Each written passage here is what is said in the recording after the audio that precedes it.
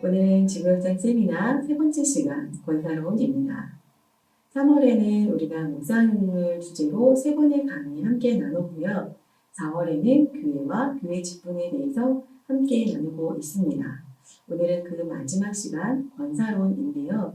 저는 오늘 이 시간을 통해서 여러분들이 기억하셨으면 하는 부분들이 있습니다. 아마 강의 내용을 들으시면 굉장히 익숙한 부분들과 알고 있는 부분이다라고 하는 그런 생각이 드실 겁니다. 그런데 오늘 강의를 들으시면서 여러분들이 내가 이것을 분명하게 알고 있는가? 막연하게 우리가 여러 차례 들어서만 알고 있는 것이 아니라 내가 이것을 말할 수 있는가? 누군가에게 전달할 수 있는가라고 하는 부분들까지 여러분들 것이 될 수 있도록 여러분들이 오늘 분명하게 내건 만드는 그런 시간이 되었으면 좋겠습니다.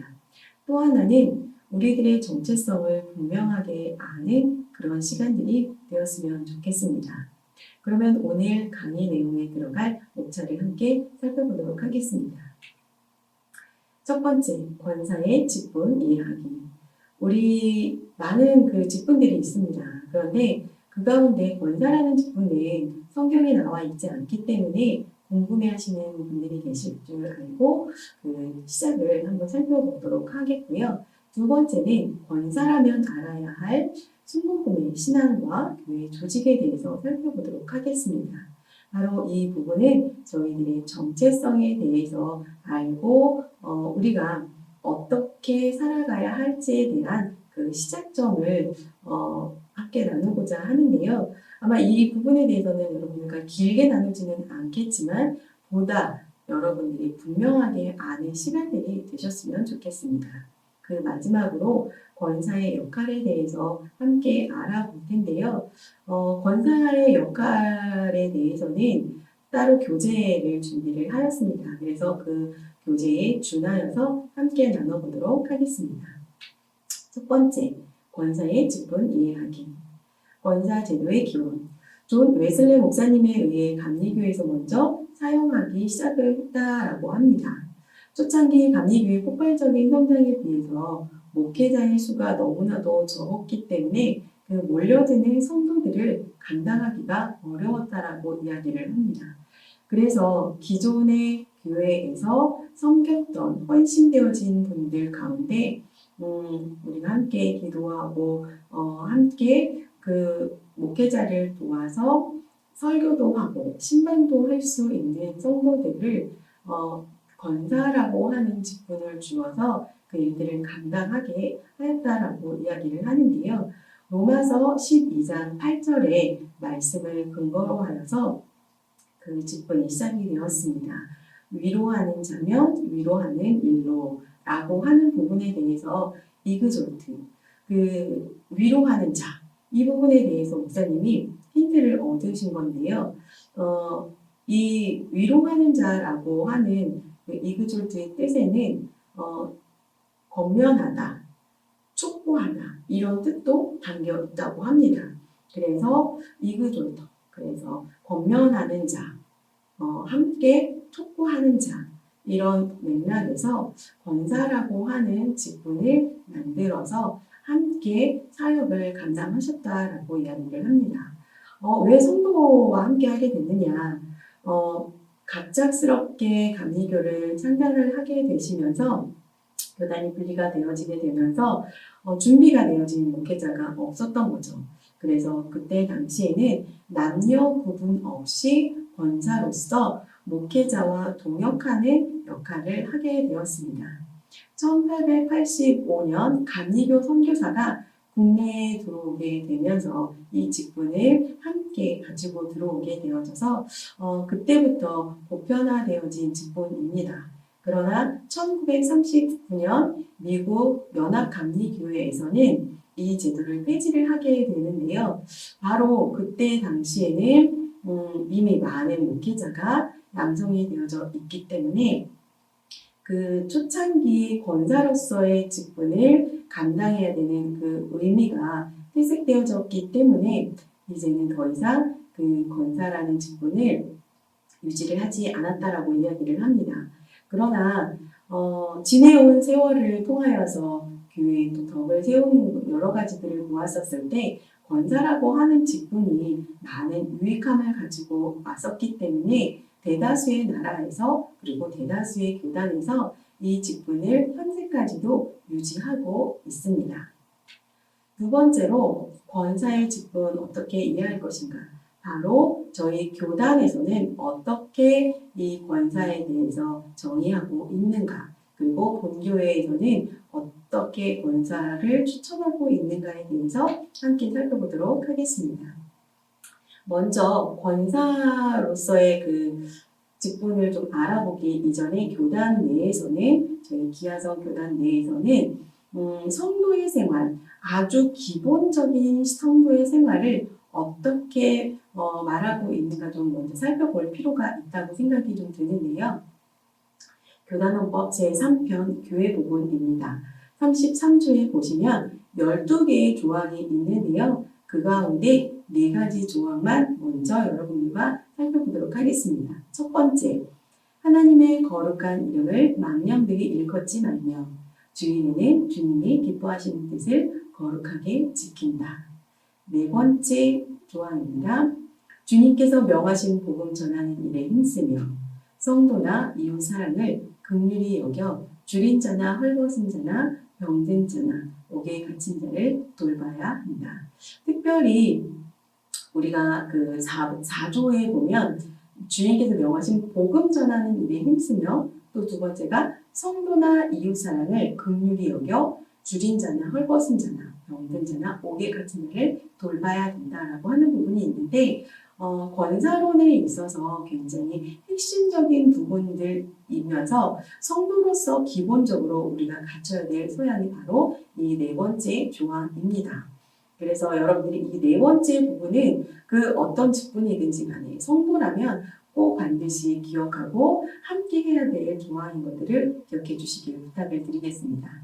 다섯 번째, 성경에 가르친 바 11조 및 헌금과 헌물을 드려야 한다. 11번째, 교인으로서 부덕한 말이나 불손한 행동을 하지 말아야 한다.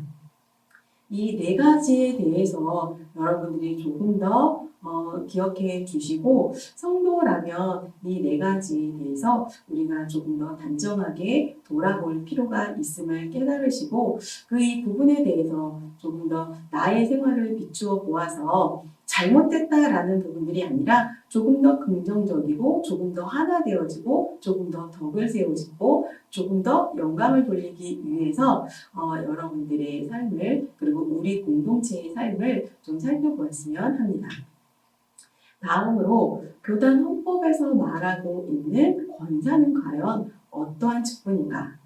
자, 살펴보겠습니다.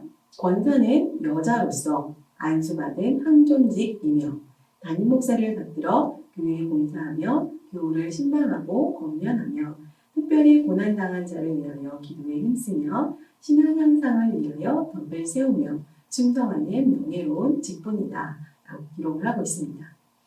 제가 말씀을 이렇게 드리다가 보면 약간 힘주어서 말하는 부분들이 좀 있어요. 그 부분은 여러분들이 조금 더 기억하셔야 될 부분인데요. 바로 권사는 여자로서라고 기록을 하고 있습니다.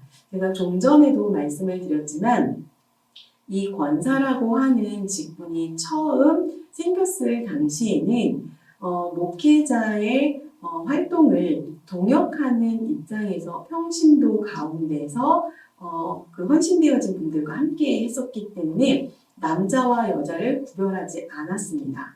그런데 지금 현재 저희 교단에서 말씀하고 있는 권사는 바로 여자만 해당한다라는 사실, 또 여자라고 하는 부분들을 명시하고 있는 부분은 타 교단에서는 여전히 남녀를 구별하지 않고 그 직분을 주고 있기 때문입니다. 그래서 저희 교단 내에서는 여자만 권사이다.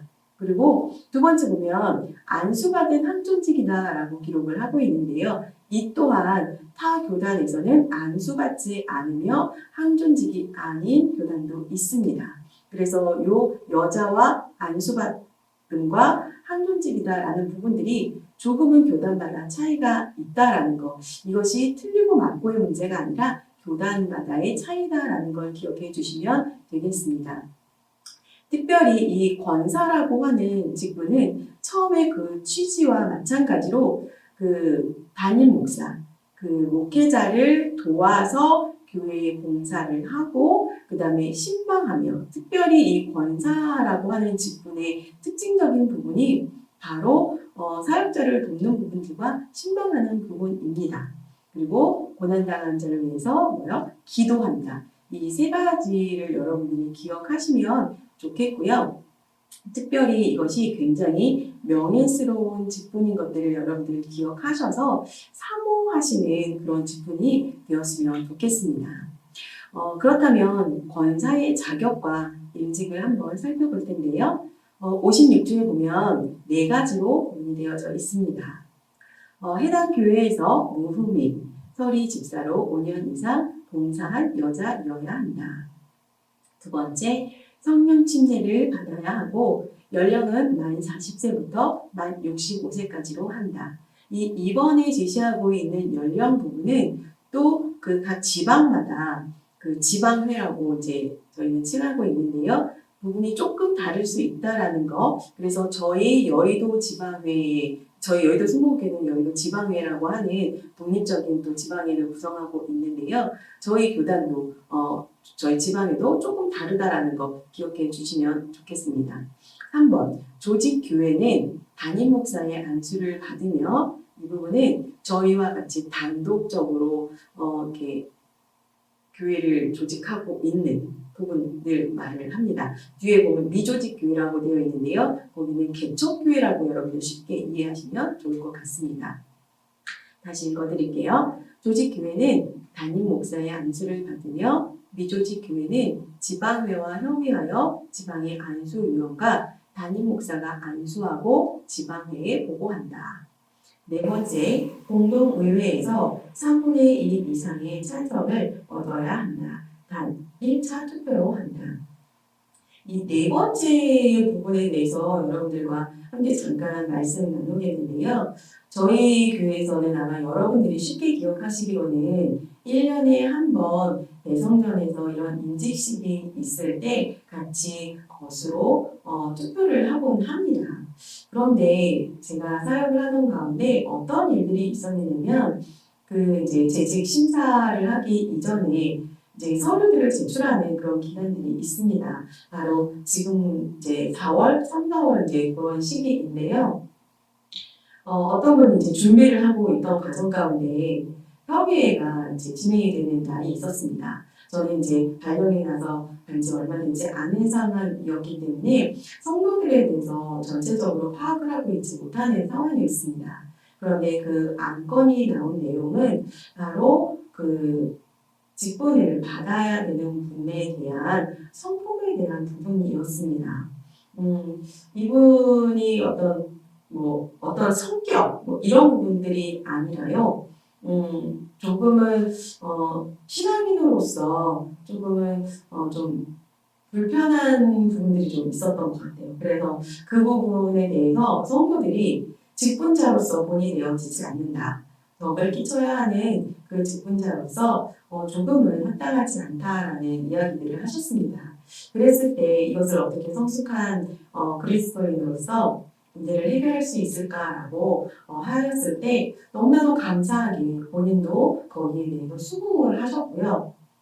그리고 성도들 또한 그분을 도와줄 마음을 가졌습니다. 서로 불편하니까 이건 하기 싫어라고 하시는 것이 아니라 서로 간에 직분에 대한 사모함과 그리고 그 직분을 주고 싶지 않아, 허락을 하고 싶지 않아, 찬성하고 싶지 않아 이런 마음이 아니라 함께 직분자로서 섬기고 싶은데 너무나도 시기가 빠르지 않겠나 이런 생각을 하면서 함께 1년간 기도하고 서로 간에 신뢰를 쌓고 그리고 잘못되어진 습관들을 변화시켜 가면서 그 다음 해에 직분을 받으신 것들을 볼 수가 있었습니다.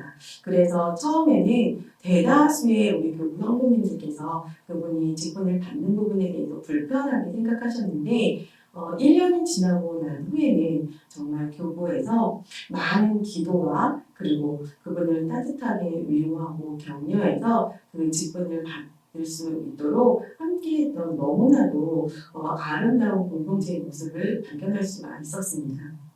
그래서 우리가 어떤 잘못되어진 부분들이 발견이 된다고 한다면 수용할 수 있는 부분들과 또 그것을 함께 기도할 수 있는 그런 사랑의 마음이 있으면 더 좋은 공동체를 이뤄갈 수 있겠다라고 하는 그런 생각이 들었습니다.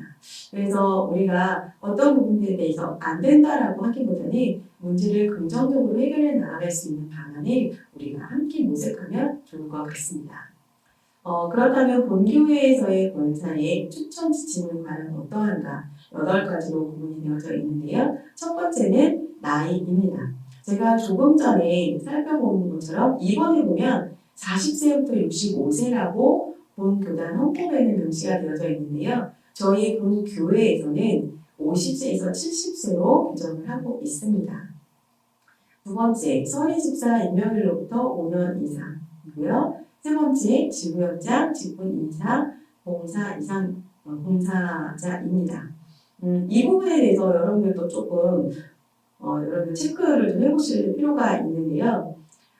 예전에 그 청년국에서 봉사를 하셨던 부역장님이셨습니다.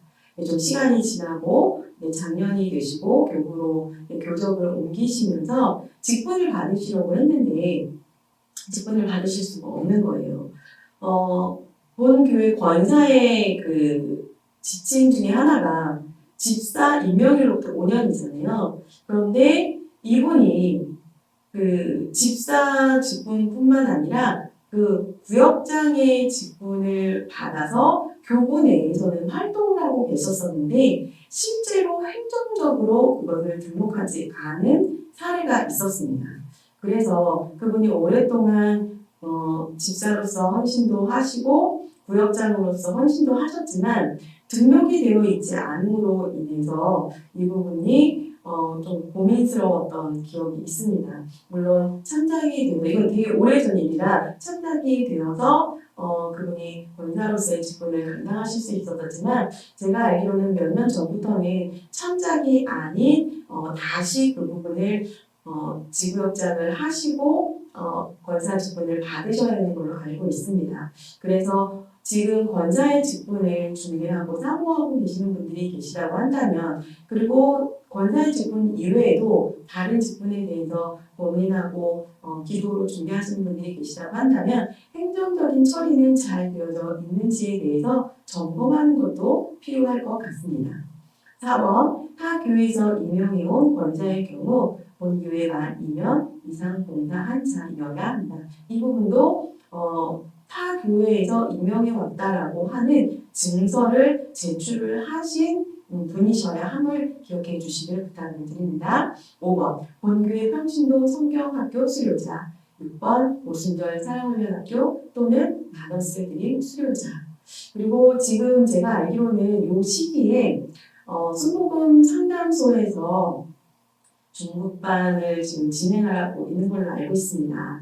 근데 그 부분도 여기에 지금 해당이 수료하신 분들은 그것도 함께 적용할 수 있다라고 말씀을 하시니까요. 그리고 권사라고 한다면 그 사명이라고 하는 부분들은 굉장히 밀접한 부분이기 때문에 여러분들이 문의하셔서 함께 배워보시는 부분들도 좋을 것 같다는 생각을 합니다. 7번째, 서리집사 임명일로부터 지정일까지 2명 이상 전도한 자여야 한다. 이 부분이 조금 애매합니다. 보시면 서리집사 임명일로부터 지정일까지 2명 이상 전도한 자여야 하는데요. 2명 이상 전도하셔야 되는 부분은 동일하게 적용이 되는데 서리집사를 한 15년 전에 받았다. 근데 15년 그 이후에 지금의 시점에서 15년 사이에 2명을 전도한 사람이면 예전에는 됐었어요. 근데 몇 년 전부터는 지정이 있어요. 지금부터 몇 년 전 이렇게 딱 날짜를 연도수를 정해 주셔가지고 서리집사 임명일로부터가 아니라 지정일로부터 지정일까지 이렇게 되어져 있는 부분들이 있기 때문에 이건 좀 체크하시면서 여러분들이 직분을 받으셔야 할 것 같습니다. 또한 마지막 8번, 전 가족이 그 본 교회에 출석하고 11조 생활이 철저하며 타인 모범이 되는 자. 저는 이 지침을 보면서 가장 마음이 조금 어려웠던 부분이 바로 8번이었어요. 첫 번째, 전 가족이 본교에 출석을 해야 된다라고 기록을 하고 있는데요. 이 부분은 여러분들 마음 상하지 않으셔도 됩니다. 기도하시면서 준비하시면 되시고요. 아마 가족 안에 믿음 아직 구원받지 못하신 분들도 계시리라 생각을 하고요. 또 함께 신앙생활 했던 분들 가운데서도 이탈하신 분들도 계실 거고 타교에 지금 나가고 계시는 분들도 계실 텐데 그 부분에 대해서 여러분들 계속 기도하시면서 준비하시면 이 8번의 문제는 해결이 될 것 같습니다. 그렇다면 두 번째로 권사라면 알아야 할 순복음의 신앙과 교회 조직 과연 어떠한 것이 있는가? 지금 앞에 제시되어져 있는 신자가 순복음 신앙의 뿌리라고 하는 그 책을 참고하시면 가장 여러분이 쉽게 아실 거라는 생각을 합니다. 첫 번째 챕터에서 보시면 권사라면 알아야 할 순복음의 신앙에 대해서 잘 제시하고 있습니다. 그래서 여러분들이 이 오중복음, 삼박자 축복, 그리고 순복음의 7대 신앙, 그 다음에 4차원의 영성, 이 부분이 그 첫 번째 챕터에 다 나와 있는 부분들이거든요. 그래서 그 부분을 여러분들이 명확하게 알고 우리들의 정체성을 좀 분명하게 하고 가시면 좋겠다는 생각을 합니다. 이 옥순복음과 삼박자 축복 그리고 순복음의 7대 신앙 4차원의 영성은 우리 원로 목사님 시대에 원로 목사님께서 말씀하시고 교회를 이끌어 오셨었던 주된 우리들의 정체성이고요. 그리고 이영훈 목사님께서 절대운동, 절대감사의 신앙을 지속적으로 저희들에게 말씀으로 나눠주고 계시는 부분입니다. 그래서 이 오중복음과 삼박자 축복, 지금 본문 내용과 더불어서 성경 구절이 제시가 되어져 있습니다. 그래서 저도 이 성경 구절을 일일이 다 수시로 좀 적어가면서 제가 가깝게 접하고 있는 부분인데요. 우리가 그 내용만 알 것이 아니라 그 성경에서 말하고 있는 부분들, 오늘 우리가 배우는 부분들뿐만 아니라 모든 부분들에 있어서 성경을 기본으로 하여서 여러분들이 습득하고 알고 여러분들이 행하고자 애쓰신다면 아마 크게 벗어나지 않으시고 여러분들이 그 은혜 가운데 복을 끼치실 수 있으리라 생각을 합니다. 그리고 순복음의 7대 신앙, 바로 실천 부분인데요. 이 7가지에 대해서 아시는 부분들도 계시고 순복음의 7대 신앙이라고 있어? 라고 하는 그런 부분들도 의외로 또 많으시더라고요. 그래서 이 오중복음과 삼박자 축복에 대한 실천사항으로서 7대 신앙이 있다라는 거 마찬가지로 본문 내용이 제시가 되어져 있습니다. 그래서 여러분들 그 한 구절 한 구절을 묵상하시면서 여러분들의 것을 만드셨으면 좋겠고요. 특별히 이 4차원의 영성은 여러분들이 아마 이 본문의 교재 이 책을 많이 갖고 계시리라 생각을 합니다. 그런데 이 책보다는 지금 위에 제시가 되어져 있는 4차원의 영성이라고 하는 그 책을 보시면 점검해야 될 부분들을 조금 더 명확하고 자세하게 좀 다루고 있습니다. 지금 어떤 이제 부분을 좀 절판이 되어져서 안 나오는 부분들로 제가 알고 있기도 한데 그걸 좀 살펴봐야 될 필요가 있을 것 같습니다. 그래서 특별히 이 4차원의 영성은 생각, 믿음, 꿈, 말 이 4가지로 이렇게 구분이 되어져 있는데 마지막 이 말에 대해서 저는 조금 더 여러분들이 집중하고 고민하셔서 이 권사의 역할에 좀 적용을 하시면 좋겠다라는 생각을 합니다. 그리고 절대 공정과 절대 감사의 신앙 관련되어 있는 책들이 굉장히 많이 나와져 있고 그리고 설교도 우리가 쉽게 접할 수 있게 콘텐츠로 제시가 되어져 있는 부분이 있습니다. 그래서 여러분들 이 순복음인으로서 우리가 알아야 할 그 정체성에 대해서 많이 들어서 어렵지 않은 것이 아니라 분명하게 알고 가는 그리고 이 시간 이후에 이 시간을 조금 더 할애를 하시는 여러분들 되시면 좋겠습니다. 이 순복음 교회 조직에 대해서는 제가 조윤기 목사 성령 50주년 기념 저서인 두 권의 책을 선택을 해서 그 안에서 제가 발췌를 좀 했는데요. 왜 우리가 순복음 영성에 대해서도 여기서 굉장히 자세하게 그리고 쉽게 풀어서 말씀하고 있는 부분이 있습니다. 그래서 위에 제시한 그 도서를 참고하시는 것도 좋겠고요. 그리고 이 여의도의 목회자와 성장 동력은 비슷한 내용으로 구성이 되어져 있습니다. 그래서 둘 중에 한 권의 책을 여러분들이 선택을 하시면 좋겠고요. 저는 참고로 성장 동력이라고 하는 책을 선택해서 본문의 내용을 좀 참고하였습니다. 그렇다면 이 조직을 어떻게 볼 것인가? 순복음 하면 가장 먼저 떠오르는 것이 바로 구역일 것입니다. 그래서 저는 특별히 이 조직이, 구역이라고 하는 조직이 어떻게 시작이 되었는지는 사실 잘 모르고 있었었는데 이번 시간을 통해서 분명하게 아는 시간이 있었습니다. 원로 목사님께서 사역하시던 그 시절, 그 서대문 초기 시절이었습니다. 이제 원로 목사님께서 혼자 그 사역을 감당하시는 중에 너무나도 힘들고 몸이 또 연약하셨던 터라 아마 쓰러지신 적이 있었던 것 같습니다. 그럴 때 하나님께서 원로 목사님께 지혜를 주시고 말씀을 주셨는데 바로 첫 번째 제시하고 있는 평신도들을 리더로 세우라라고 하는 메시지를 받았다고 하십니다.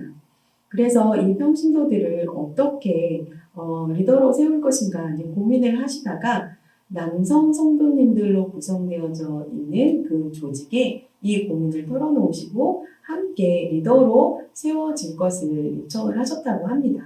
그런데 여러분들도 아시다시피 남성들은 직장을 다니는 것이 일반이었었습니다. 그랬기 때문에 대부분의 남성들이 리더로서 낮에는 일을 하고 밤에는 그 활동을 하는 것에 대한 굉장한 부담을 느끼셨기 때문에 많은 어려움들이 있었고 서로 간에 이해가 되어지지 않은 부분들 때문에 힘들고 좀 진통을 겪으셨다라고 합니다. 그러하였을 때 포기하지 않으시고 또 그 부분에 대해 하나님께서 지속적으로 인도하시는 부분들이 있었기 때문에 최자신 목사님과 함께 기도하며 준비하시는 그 과정 가운데 두 번째인 여성을 구역의 리더로 세우라라고 하는 지혜를 얻으셨다라고 합니다. 그래서 그 부분을 여성교회에 제시를 하셨고 함께 여성분들은 아무래도 낮에 남성분들보다는 이제 시간적인 여유가 있었기 때문에 흔쾌히 허락을 하고 함께 그 일들을 이루어 나아갔었다라고 하십니다.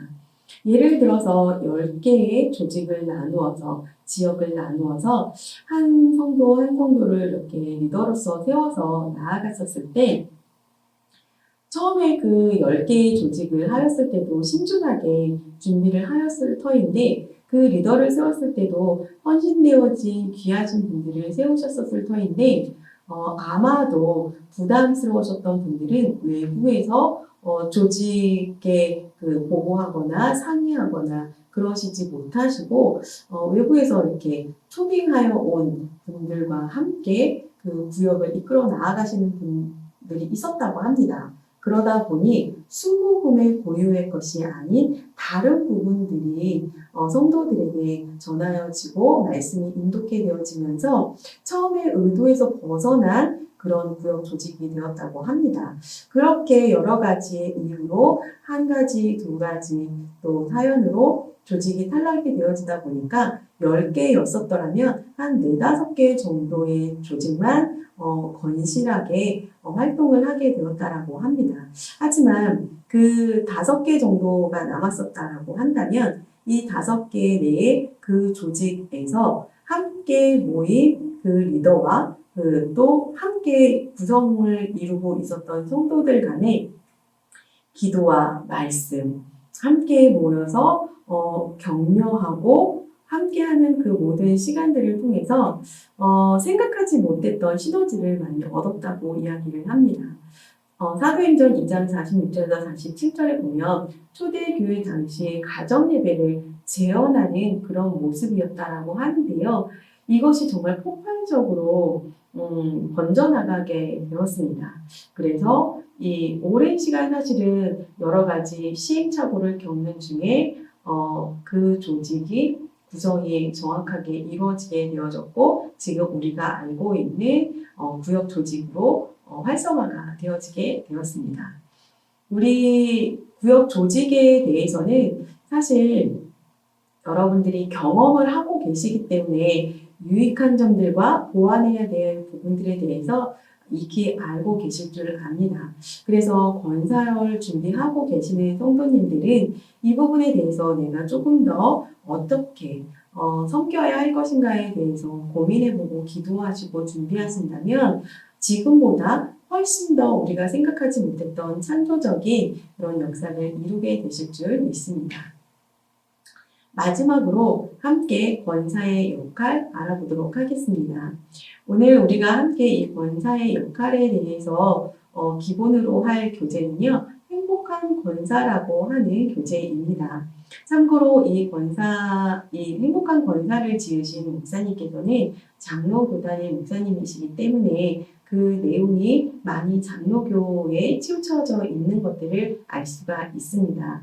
그래서 책에서 발췌한 내용들과 더불어서 장로교가 아닌 저희 교단에 맞게 조금은 내용을 각색을 하였다라는 것들 기억해 주시기 부탁을 드리고요.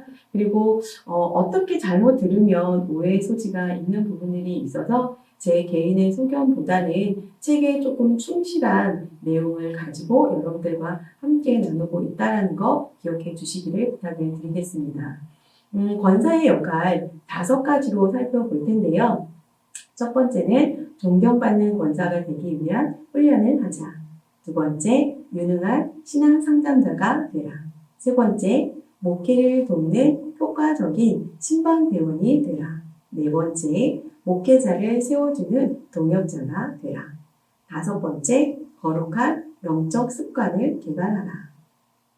제가 이 5가지를 이제 보면서 권사의 역할 어떻게 풀어갈 것인가. 물론 책에서도 제시하는 부분들이 있어서 그것을 참고를 하는데, 여기서 발견할 수 있는 무엇인가 있을 건데, 라고 하면서 정말 며칠을 뚫어지게 쳐다보다가 발견한 것이 하나가 있었습니다.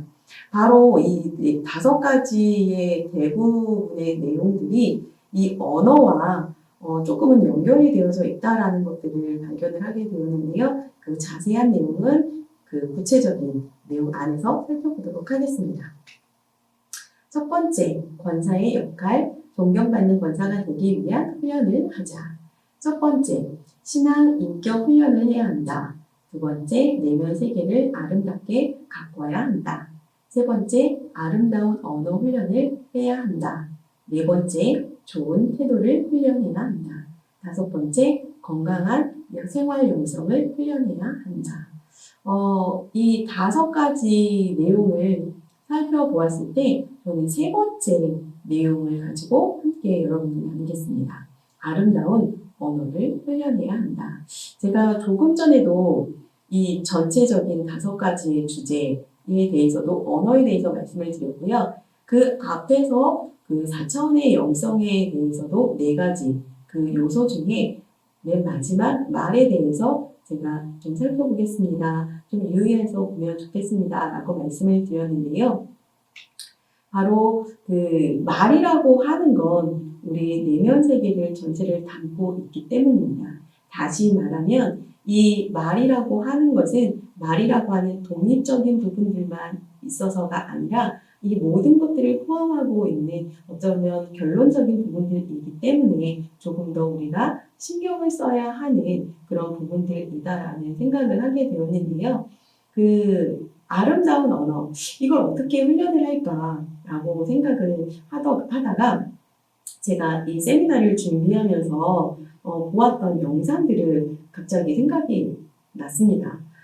제가 이제 말하는 것들을 생각하는 대로 조목조목 전달하는 부분들이 조금 미흡해서 이걸 어떻게 하면 제대로 전달을 할 수 있을까 유튜브를 통해서 좀 공부하고 연습을 하던 과정 가운데 그 유튜버가 그런 얘기를 하더라고요. 맨 그 내용 마지막에 최고 좋은 길만 걸으세요라는 얘기를 하면서 엄지척 이렇게 해주시는 거예요. 처음에는 최고가 되려면 얼마나 힘든 시간들을 그리고 가야 하고 할애를 해야 되고 하는데 왜 자꾸 최고가 되라고 하는 거야? 라고 했는데 이 처음에는 굉장히 불편하게 들리다가 계속 들으니까 나도 이렇게 계속 하다 보면 연습을 하다 보면 최고가 될 수 있을까?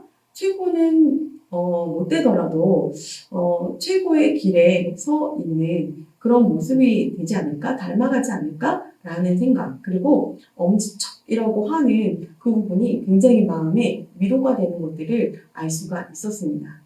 결국에는 존경받는 권사가 되기 위해서 훈련해야 하는 한 가지 우리의 내면의 그 건강한 모습들을 발견을 해야 하고 건강한 모습과 건강하지 못한 모습을 구분을 지어서 건강한 모습을 우리가 발견을 했다면 그 안에서 건강한 언어를 또 발견을 하고 그 건강한 언어로 나를 좀 표현하는 것은 어떨까라는 생각을 했습니다.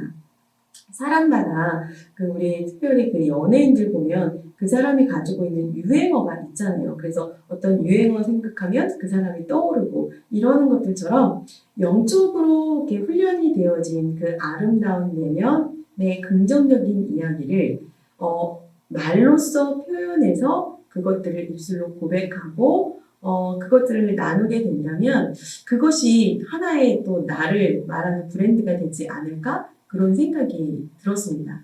예전에 제가 한동안 그 행복전도사라는 그런 이야기를 들은 적이 있어요. 왜냐면 다른 분들은 서로 만나면 인사를 할 때 안녕하셨어요? 평안하셨어요? 네, 건강하셨어요? 잘 지내셨어요? 이렇게 인사를 하시잖아요. 근데 저는 왜 그랬는지 사실 저는 잘 이유를 모르는데 행복하게 잘 지내셨어요? 라고 질문을 하더랍니다. 그리고 헤어질 때도 행복하세요? 라는 그런 말들을 했다고 해요. 그러다 보니 사람들이 저에게 행복전도사라고 하는 그런 별명을 붙여줬던 기억이 있습니다. 그런데 처음에는 저는 의도하지 않았지만 그 이야기를 계속 들었었을 때 행복이라는 단어가 굉장히 듣기도 좋지만 저에게 굉장히 도전을 주는 단어가 되었던 것 같습니다. 그래서 그 이후로는 행복하려고 노력하게 되어지고 억지로 하는 행복이 아니라 행복하려면 내가 하나님과 어떤 관계를 맺어야 할 것인가에 대해서 기본적인 부분으로 자꾸 돌아가는 긍정적인 면들을 발견할 수가 있게 되었습니다. 그래서 여러분들에게 어울리는 여러분들이 바라보는 그 건강하고 아름다운 언어를 소유를 하신다면 이 1번의 신앙 인격의 훈련도 가능할 것 같고요. 2번, 내면 세계를 아름답게 가꾸는 것은 저절로 되어지지 않을까라는 생각을 합니다.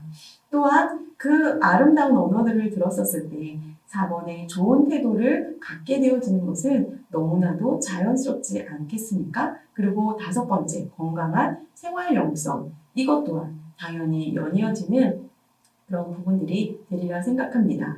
오늘 이 영상을 다 들으시고 난 후에 건강한 여러분들의 언어 한번 찾아보시고 만들어 보시기를 부탁을 드리겠습니다. 2번째, 유능한 신앙 상담자가 되라. 바로 신앙 상담자가 되기 위해서도 건강한 언어가 필요한 것은 바로 기본이다라는 생각 여러분들 버리지 마시고 건강한 언어는 이제부터 나의 것이다라는 생각을 가지시고 늘 발견하는 습관 가지시기를 부탁을 드립니다. 6가지 한번 살펴보겠습니다. 친밀한 신뢰 관계를 형성하는 능력을 훈련해야 한다. 은혜로운 말을 사용하는 훈련을 해야 한다. 상대방의 마음에 있는 말을 끌어내는 훈련을 해야 한다. 상대방의 감정 흐름을 잘 살피는 훈련을 해야 한다. 피상담자에게 자신의 모든 관심을 기울이는 훈련을 해야 한다. 공감적 의사소통을 하는 훈련을 해야 한다. 이 6가지 중에 정말 그 어떤 것도 버릴 것이 없다라는 생각을 하는데요. 저는 특별히 1번과 그 6번이 약간 비슷한 맥락이 게 아닌가 이런 생각이 좀 들거든요. 친밀한 관계, 공감적 의사소통. 우리가 서로가 공감하지 못하면 우리가 친밀해질 수가 없겠죠. 그리고 친밀해지고 우리가 서로가 소통할 수 있다면 나머지 또 네 가지 부분들에 대해서는 자연스럽게 배려할 수 있는 부분이 아닐까라는 생각을 합니다. 6번이 참 어려운 부분이 무엇이냐면요. 공감적 의사소통. 이 공감을 하다 보면 어느덧 나도 모르게 상대방이 말할 수 있도록 이거는 지금 상담이잖아요. 그런데 상대방이 말을 할 수 있도록 배려를 해줘야 되는데 공감을 하다 보면 나도 모르게 내가 그 말에 함께 동요가 돼서 나의 것들을 끄집어내려고 하는 그런 의지를 볼 수가 있다라는 겁니다. 그래서 우리가 가급적이면 감정은 앞서지 않되 상대방의 그 말씀에 공감할 수 있도록 이 좀 마음을 좀 편안하게 하는 그리고 상대방이 말할 수 있도록 우리가 말을 할 때도요 진심을 말하는 것들과 그냥 표면적인 이야기를 하는 것들은 아마 서로 간에 알 수 있지 않을까라는 생각을 합니다. 그래서 보다 진실된 그 상대방의 이야기를 끄집어내게 하기 위해서는 여러분들이 좀 릴렉스하고 평안한 가운데 있어야 그리고 상대방이 긴장을 풀 수 있도록 그리고 공감해 주어야 상대방이 자신의 고민을 좀 이야기할 수 있지 않나라는 생각을 합니다. 그래서 이 6가지 중에 공감이라고 하는 부분들에 있어서는 상담에 있어서 너무 중요하다라는 것들을 기억해 주시고 바로 공감에 대해서 여러분들이 좀 노력하는 나는 어떤 부분에 대해서 또 공감을 더 잘한다라고 하는 부분들이 있으면 그런 부분들을 좀 메모를 해 놓으셨다가 내가 안 되는 부분들에 대해서 애써서 상담하려고 하시지 마시고 그럴 때는 또 솔직히 사실은 내가 그 부분에 대해서 잘 공감하지 못해 라고 하는 것도 상대방의 마음을 또 그 첫 번째처럼 신뢰관계를 맺게 되는 그런 좋은 시간이 되더라고요. 그래서 무엇이든지 우리가 다 할 수 있다라고 하는 강박에서는 조금 벗어나도 되지 싶습니다. 3번째, 목회를 돕는 효과적인 신방대원이 되라. 첫 번째, 신방의 중요성을 이해하라. 두 번째, 신방은 평신도의 훌륭한 돌봄 사역이다. 세 번째, 가정을 세우도록 지혜롭게 신방하라. 목회를 돕는 효과적인 신방대원. 과연 어떤 신방대원일까요? 저는 이 3가지 중에서 3번째, 가정을 세우도록 지혜롭게 신방하라라고 하는 부분들을 우리가 좀 눈여겨보았으면 합니다. 우리가 신방을 하다가 보면 개인의 문제보다는 가정의 문제를 많이 접하게 됩니다. 그런데 신방을 하는 그 대상에게 맞춰서 우리가 소위 비위를 맞춘다라고 하는 그런 부분에 있어서 상대방한테만 너무 맞추다 보면 본질에서 벗어난 이야기들을 할 때가 굉장히 많이 있습니다. 이 목회를 돕는다라고 하는 부분들은 전반적인 부분들을 돕는 부분들이 있기 때문에 한 사람에게 우리가 집중해야 될 필요와 더불어서 가정 전체를 돌볼 수 있는 지혜와 사랑이 우리에게 필요하다라는 것들을 기억하셔서 하나도 중요하고 전체 또한 결과적으로는 중요하다라는 것들을 우리가 인지하고 연습하고 그것을 바라볼 수 있는 좀 시야를 넓힐 수 있는 그런 훈련을 좀 할 필요가 있다라는 것. 그리하여서 효과적인 신방을 하는데 여러분들이 조금 더 힘을 보태실 수 있기를 부탁을 드리겠습니다. 또 목회자를 세워주는 동역자가 되라. 권사의 그 직분을 만든 취지와 가장 부합하는 내용입니다. 그래서 권사는 바로 교회를 세우고 목회자와 함께 동역하는 일들에 있어서 좀 적극적이어야 한다라는 생각을 하는데요. 첫 번째는 섬김 사역으로 목회자를 세우라. 이 섬김이라는 부분이 굉장히 다양한 부분들을 포함하고 있다라고 생각을 합니다. 그래서 본 그 책에서는 오네시보로를 예를 들고 있는데요. 디모데후서 1장 15절에서 18절 말씀 참고하시면 이 오네시보로의 그 특징은 사도 바울을 격려해주는 일에 굉장히 열심이었던 사람입니다.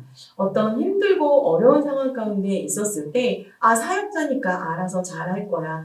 나보다 잘할 거야. 나보다 다른 사람, 많은 사람들의 도움을 받을 수 있을 거야. 라고 하지만, 그런 많은 분들이 생각을 가지고 있기 때문에 오히려 사역자는 고립되고 더 힘들고 어려움을 호소하고 있을 수 있다는 걸 기억하셔서 조금은 사랑의 마음을 가지고 온유함으로 다가가서 함께 동역하는 그런 부분들이 있으면 참 더 좋겠다라는 생각을 합니다.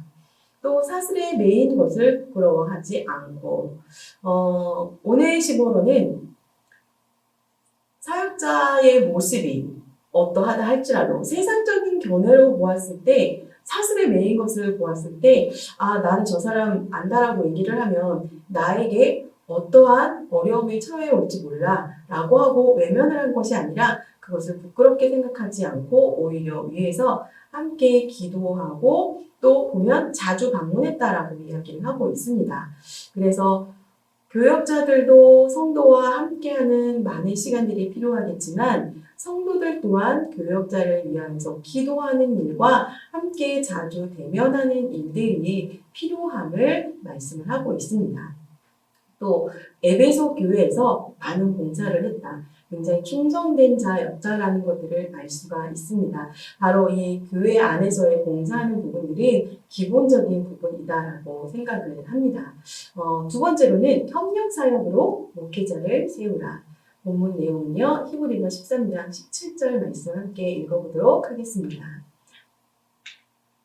너희를 인도하는 자들에게 순종하고 복종하라. 그들은 너희 영혼을 위하여 경성하기를 자신들이 청산할 자인 것 같이 하느니라. 그들로 하여금 즐거움으로 이것을 하게 하고 근심으로 하게 하지 말라. 그렇지 않으면 너희에게 유익이 없느니라. 아멘. 협력사역으로 목회자를 세우라. 굉장히 어렵기도 하고 쉬운 부분이기도 한 것 같습니다. 그리고 1번 섬김사역으로 목회자를 세우라. 이 부분하고 조금 일맥상통하는 부분들도 많이 있을 것 같은데요. 저는 특별히 이 마지막 부분에 보시면 근심으로 하게 하지 말라 라는 부분들이 있어요. 너에게 유익이 없는다. 이 부분보다는 근심하게 하지 말라. 서로에게 협력하는, 동역하는 관계 가운데서 여러분들도 그런 경험들 굉장히 많으실 것 같은데 누군가를 향한 마음이 특별하게 미워할 이유도 없고 미운 그런 어떤 상황적인 부분들도 없어요. 그런데 오해의 소지가 교회 안에서 사실 참 많더라고요. 그런데 어떤 정황들에 대해서 서로 정확하게 인지하지 않은 상황 가운데서 말하지 않다 보니 문제는 있는데 서로 고민만 하다 보니 서로 간에 좀 어색해지는 경우들이 좀 있어요. 그런데 그런 부분들에 있어서 교육자는 많은 사람들을 돌보고 함께 하기 때문에 일일이 사실은 함께 나누기가 쉽지 않거든요. 근데 그런 부분들에 있어서 좀 오랫동안 근심하게 되어지는 일들이 지속이 되어지다 보면 말하지 못하고 정말 병들고 병든다라는 게 눈물로써 허송세월을 보내게 되어지는 의외의 순간들이 굉장히 많더라라는 것입니다. 그런 일들이 좀 있었던 것 같아요. 어떤 분이 제가 아닌 제 옆에 있었던 분을 이렇게 좀 째려보게 되신 거예요. 근데 저는 그 상황을 저를 째려본 걸로 생각을 하고 도대체 저분이 왜 나에게 그런 눈빛으로 그렇게 쳐다보고 가셨을까. 근데 물어봐야 되는데 째려봄을 당한 제 입장에서는 쉽게 다가가서 저 왜 째려봤어요? 라고 물어보기가 좀 어렵더라고요. 그래서 혼자 끙끙거리면서 고민을 하다가 어느 날 그분이 몇 주 만에 또 그런 일들이 꼬이기 시작하면 굉장히 아주 단순하면서도 어이없게 꼬여버리는 일들이 굉장히 많잖아요. 그러니까 그 일 이후에 바로 그 다음 주의를 지키신 게 아니라 몇 주가 지나고 난 다음에 오셨어요. 그랬었을 때 그분의 얼굴을 볼 제가 몇 주 동안 얼마나 힘들었겠어요. 오늘은 오시려나? 오시면 어떤 얼굴로 오시려나? 근데 몇 주 만에 오셨는데 너무 밝은 얼굴로 오시는 거예요. 그래서 용기를 얻어서 여쭤봤더니 그런 적이 없다며 그러시면서 기억을 더듬어 보시더니 제가 아니라 제 옆에 있는 분을 째려 보셨다라고 이야기를 하더라고요. 그동안에 저는 굉장히 기도가 막히고 마음이 슬프고 했었던 기억이 있습니다. 그래서 물론 그때는 제가 오해하는 상황이었었지만 동역하는 입장 가운데서 서로 간에 오해의 소지 그리고 근심하게 하는 일들은 서로 간에 좋지 않은 영향력과 세월을 그냥 허송세월하게 하는 그런 시간들이 많은 것 같습니다. 그래서 우리가 서로를 위해서 사랑으로 조금 더 참고 조금 더 이해하는 그런 시간들이 많았으면 좋겠습니다. 마지막입니다. 거룩한 영적 습관을 개발하라. 어떤 습관이 있는지 점검하라 라고 하는 부분에 있어서는 한나에 대한 이야기가 제시가 되어지고 있습니다. 제가 내용 쓰다가 말았네요. 네. 사무엘상 2장 18절에서 21절까지의 말씀을 보시면 되는데요. 한나는 우리가 알기로 기도하는 습관을 가지고 있습니다. 그리고 사무엘에게 옷을 1년에 한 번씩 지어 입히면서 하나님 앞에 나아가는 그를 단정히 하였던 그런 습관을 가지고 있습니다. 하나님의 일꾼으로서 우리가 어떤 습관을 가지느냐, 하나님과의 관계를 유익하게 하는 습관을 가진 한나, 그리고 늘 예배하는 자리에 나아가는 자녀를 돌보는 단정하게 하는 그런 습관을 가진 한나였습니다. 자신도 유익하게 하지만 자녀, 다른 사람을 유익하게 하는 습관을 가지고 있었습니다. 우리는 자신을 돌아볼 뿐더러 다른 타인에게도 돈이 되어지는 유익을 주는 그런 거룩한 습관을 가져볼 필요가 있을 것 같습니다. 두 번째는 좋은 영적 습관을 길들이다라는 내용입니다. 그런 이야기를 저희 신랑한테 좀 들은 내용인데 어느 날 제가 막 너무 지친 마음으로 그런 이야기를 했어요. 나 못하겠어. 어떻게 해야 될지 모르겠어. 그랬더니 내가 좋아하는 걸 하려고 애쓰지 말고 내가 싫어하는 몇 가지만 하지 말아라. 이런 얘기를 하더라고요. 그러니까 좋아할 만한 거는 굉장히 많았거든요. 근데 싫어할 만한 건 사실 몇 가지 안 되셨거든요. 그러다 보니까 그 몇 가지에 대해서 말씀해 주셔서 그 몇 가지를 하지 않으려고 애를 쓰니까 굉장히 쉽게 좋은 습관을 들인 게 아니라 나쁜 습관을 보이니까 좋은 습관이 부각이 되어지는 것들을 깨달을 수가 있었습니다. 오늘 본문에는 홈리와 비느하스가 제시가 되어 있습니다. 사무엘상 2장 12절에서 17절까지 내용을 보시면 이들의 그 행실은 12절에 말씀을 하고 있는데 행실이 나빠 야훼를 알지 못하였다 라고 기록을 하고 있고요. 두 번째 그들의 특징은 그들이 야훼의 제사를 멸시하였다 라고 17절에 기록을 하고 있습니다. 그래서 이 사무엘상 2장 12절에서 21절까지 여러분들 내용을 좀 정확하게 좀 읽어보시면 좋을 것 같고요. 이 홈리와 비느하스는 하나님보다는 자신들을 먼저 생각했었던 육의 삶을 육의 필요를 먼저 채우는 그런 욕심쟁이들이었던 것들을 기억할 수가 있습니다. 그래서 좋은 습관을 들이기 위해서는 어떻게 하라고요? 나쁜 습관을 버리는 것을 하는 것도 유익하다라는 것을 기억해 주시기를 부탁을 드리겠습니다. 그리고 또 본 저서에는 4가지를 또 제시를 하고 있습니다. 지각하는 습관, 조는 습관, 예의를 갖추는 습관, 드림의 예배를 드리는 습관. 아마 이걸 보면서 조금 마음이 뜨끔뜨끔 하시는 분들이 계실 거예요. 예전에 저희 아빠가 교회 가면 하나 습관이 있으셨는데 바로 이거 조는 습관이셨어요. 그래놓고 툭 치면 안 잤어, 안 졸았어 이렇게 말씀을 하시는데 어느 날부턴가는 변하게 되시더라고요. 애쓰면 사실은 안 되는 건 없는 것 같아요. 근데 저는 그 애씀이 바로 사랑의 마음에서부터 시작이 되어야 하지 않을까라는 생각입니다. 그 사랑의 마음은 사람을 향한 사랑의 마음이 아니라 하나님을 향한 사랑의 마음을 조금씩 조금씩 여러분들이 알아가신다면 조금 더 이런 우리가 어렵게 생각하는 그 습관들은 제거가 되어지지 않을까라는 생각을 합니다. 오늘 권사론에 대해서 여러분들과 함께 이렇게 알아보았습니다. 크게는 세 가지로 알아보게 되었고요. 그리고 마지막에 이 권사의 역할에 대해서 여러분들과 다양하게 좀 알아보았는데 저는 여러분들에게 권사의 역할에 있어서 특별히 이 말에 대한 부분들 여러분들이 기억해 주셨으면 합니다. 다시 한번 처음부터 여러분들과 이렇게 좀 정리를 해보자면 1번 우리 권사의 그 시작은 목회자를 돕고 신방하는 데서 시작이 되었다라는 것입니다. 그리고 이 직분이 지금까지도 유지가 되어지는 가장 큰 특징은 이 직분이 굉장히 성도 안에서 유익한 성도의 그 역할을 감당하기 때문이다라는 것입니다.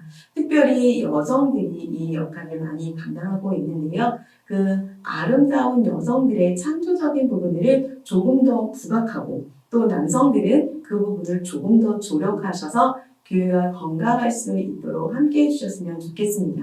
두 번째, 권사가 알아야 할 순복음의 신앙과 교회 조직, 바로 우리들의 정체성. 이번에 대해서는 여러분들 정말 시간을 내셔서 분명하게 알고 인풋만 되어지는 게 아니라 아웃풋이 훨씬 더 잘 될 때까지 여러분 힘써 주실 수 있기를 부탁을 드리고요. 바로 권사의 역할, 마지막 세 번째, 말에 대해서 여러분들 특별히 유의하시고 기억하셔서 여러분들의 브랜드가 있는 말을 한번 오늘부터 만들어 보셔서 앞으로 되어질 그 권사에 있어서 여러분들은 조금 더 다른 사람들에게 있어서 돋보이기도 하면서 하나님께로 칭찬받는 교회의 덕을 세우는 공동체 안에서도 어여쁘다, 미쁘다 칭찬받는 여러분들 되시기를 부탁을 드리겠습니다. 이제 6개 강의 모두 다 마쳤습니다. 그동안 여러분들 너무 고생 많으셨고요. 한 시간 한 시간들이 다 여러분들에게 의미가 있고 또 유익한 시간들이었습니다 생각을 합니다. 저희 교육자들 앞으로도 기도하며 여러분들 사랑으로 섬기고 더 좋은 강의, 더 좋은 설교와 더 좋은 섬김으로 여러분들 섬기고 함께 하도록 하겠습니다. 고생 많으셨고요. 힘내하셨습니다.